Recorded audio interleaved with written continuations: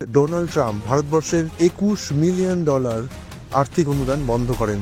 শুনে কি কোনো ষড়যন্ত্র লুকিয়ে? মার্কিন প্রেসিডেন্ট আরো একটি কথা যেটা বললেন সেটা শুনে কিন্তু সকলে চমকে উঠবেন। মার্কিন প্রেসিডেন্ট বলছেন যে এই টাকা দিয়ে নাকি ভারতবর্ষে এমন একজন মানুষকে নির্বাচনে জয়ী করার চেষ্টা হচ্ছিল যিনি কিন্তু বর্তমান প্রধানমন্ত্রী নন। এখানেই একটা ষড়যন্ত্রের গন্ধ কিন্তু খুঁজে পাওয়া যাচ্ছে। সেই সবকিছুর রহস্য উদ্ঘাটন করব এবং খুব সহজ সরল ভাষায় আপনাদের সামনে তুলে ধরবো আজকের এই ভিডিওতে। নমস্কার, আজকে মারাত্মক ইস্যু নিয়ে আপনাদের সামনে এসেছি। সেই ইস্যুটি বর্তমানে খবরের শিরোনামে চলছে। খুব সম্প্রতি ভারতবর্ষের প্রধানমন্ত্রী নরেন্দ্র মোদী ইউএসএ সফরে গেছিলেন এবং ডোনাল্ড ট্রাম্পের সাথে মিট করেছেন। আমরা টিভির পর্দায় যতটা দেখলাম যে তাদের মধ্যে সাক্ষাৎ পর্ব বেশ সুন্দর, দুজনেরই বেশ হাসি মুখ এবং বেশ খানিকটা সময় তারা সুন্দর কথোপকথন একটা বন্ধুত্বপূর্ণ পরিবেশের মধ্যে দিয়ে কাটিয়েছেন। কিন্তু সত্যি কি সেটা বন্ধুত্বপূর্ণ ছিল? কারণ প্রধানমন্ত্রী নরেন্দ্র মোদী যখন ভারতবর্ষে ফিরে এলেন সফর শেষে, তখন ট্রাম্প তার রূপ ধারণ করলেন।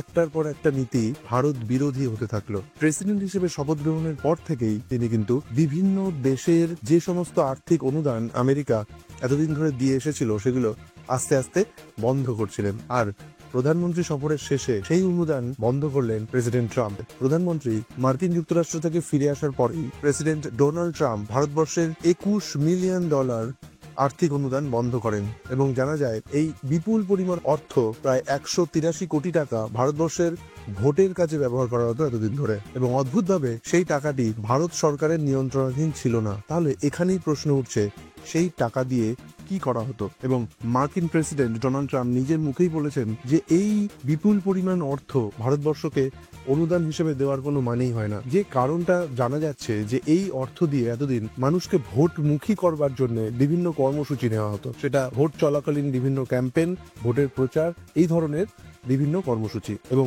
মার্কিন প্রেসিডেন্ট আরো একটি কথা যেটা বললেন সেটা শুনে কিন্তু সকলে চমকে উঠবেন। মার্কিন প্রেসিডেন্ট বলছেন যে এই টাকা দিয়ে নাকি ভারতবর্ষে এমন একজন মানুষকে নির্বাচনে জয়ী করার চেষ্টা হচ্ছিল যিনি কিন্তু বর্তমান প্রধানমন্ত্রী নন। এখানেই একটা ষড়যন্ত্রের গন্ধ কিন্তু খুঁজে পাওয়া যাচ্ছে। তবে রাজনৈতিক প্রেক্ষাপটে বিশ্লেষণ যাই হোক না কেন, বিষয়টিকে নিয়ে ভারতের বিজেপি নেতা অমিত মালব্য জানিয়েছেন যে নিশ্চয়ই কোনো ষড়যন্ত্রের উদ্দেশ্যেই এই টাকা এতদিন ধরে পাঠানো হতো, যাতে ক্ষমতায় বিজেপি সরকার না থাকতে পারে। এখন একটা প্রশ্ন, যে আমেরিকা থেকে ইউএসএইড এর মাধ্যমে যে বিপুল অর্থ বিভিন্ন দেশকে পাঠানো হতো, সেই টাকা কি সেই দেশের সরকারের নিয়ন্ত্রণাধীন ছিল না? সাধারণ মানুষের মনে এই কথাটা আসতেই পারে যে কোনো দেশকে যদি আমেরিকা অর্থ অনুদান হিসেবে দেয়, তাহলে প্রথমে সেই দেশের সরকারের একটা অধিকার জন্মায় সেই টাকাটাকে কিভাবে ইউটিলাইজ করা হবে। কিন্তু এক্ষেত্রে মার্কিন যে অনুদান সেটা কিন্তু ভারত সরকারের নিয়ন্ত্রণাধীন ছিল না। ভারতের বুকে এমন বহু বেসরকারি এনজিও রয়েছে, তারা এই অনুদান সরাসরি পেত, এবং সেই সমস্ত এনজিও যে সরকারি নিয়ন্ত্রণাধীন ছিল তা কিন্তু নয়। তারা নিজেদের মতো করে এই টাকাটা খরচ করত, অবশ্যই ভোটার টার্ন আউট অর্থাৎ মানুষকে ভোটমুখী করবার উদ্দেশ্যে। বিষয়টা অনেকটা এরকম, ধরুন আপনার পাড়ায় ভোট হচ্ছে, এখন সেই ভোটে আপনার পাড়ার মানুষজনই, পাড়ার নেতারাই অংশগ্রহণ করবে।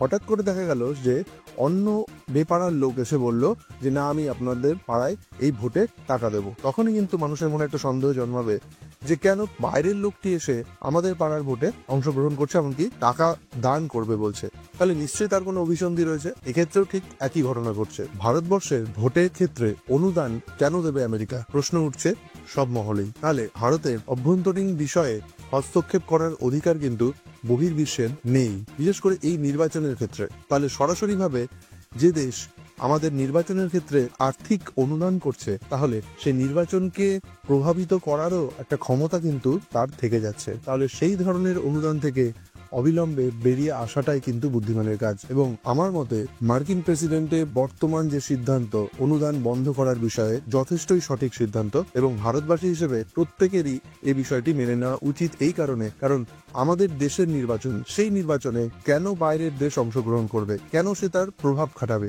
যদিও ভারত সরকার সম্প্রতি একটি আইন চালু করেছে, foreign contribution regulation act, FCRA, অর্থাৎ যে কোনো দেশ যদি ভারতে আর্থিক অনুদান করে তার নিয়ন্ত্রণ কিন্তু সরকারের কাছে থাকবে। তাই আইন যাই হোক না কেন, বর্তমানে এই বিপুল অনুদান প্রায় $21 মিলিয়ন বন্ধ করে দেওয়া আমি কিন্তু যথেষ্টই পজিটিভ হিসেবে দেখছি। বেশিরভাগ ক্ষেত্রেই দেখা যাচ্ছে বিভিন্ন মানুষ যেভাবে আলোচনা করছেন বিষয়টাকে, যে আর্থিক অনুদান বন্ধ হয়ে গেল বলে একটা গেল রব উঠছে, এটার কিন্তু কোনো অর্থই হয় না। কারণ দেশের নির্বাচন, দেশের মানুষ রাষ্ট্রনেতা তৈরি করবে, সে তার স্বাধীন ভোটাধিকার প্রয়োগ করবে। সেই জন্য বহির্বিশ্বের আর্থিক অনুদান কেন আসবে? এ বিষয়ে আপনাদের মতামত কি? মার্কিন অনুদান বন্ধ করে দেওয়া কি যুক্তিযুক্ত? যদি ভিন্ন মত পোষণ করেন অবশ্যই কমেন্ট বক্সে জানান। অধিকাংশ ভিডিওতেই আপনারা দেখবেন সারা বিশ্বের সব সময় চলতে থাকা রাজনৈতিক আপস অ্যান্ড ডাউনস, বিভিন্ন রকমের ভূ রাজনৈতিক বিষয় নিয়ে আমি আপনাদের সামনে ভিডিওগুলো নিয়ে আসি। তার একটাই কারণ, বিশ্বের রাজনীতির যারা খেলোয়াড়, যে সমস্ত রাষ্ট্রনেতা, তারা কিন্তু আপনার আমার ভবিষ্যৎ লিখছে। সুতরাং সারা বিশ্বে ঘটে যাওয়া এই সমস্ত বিষয়গুলি সম্বন্ধে আপনাকে এবং আমাকে সকলকেই সজাগ দৃষ্টি রাখতে হবে। আজকের বিষয়টি যদি ভালো লেগে থাকে অবশ্যই কমেন্টে লিখে জানান। আগামী দিনে দেখা হবে নতুন কোনো টপিক নিয়ে। ধন্যবাদ।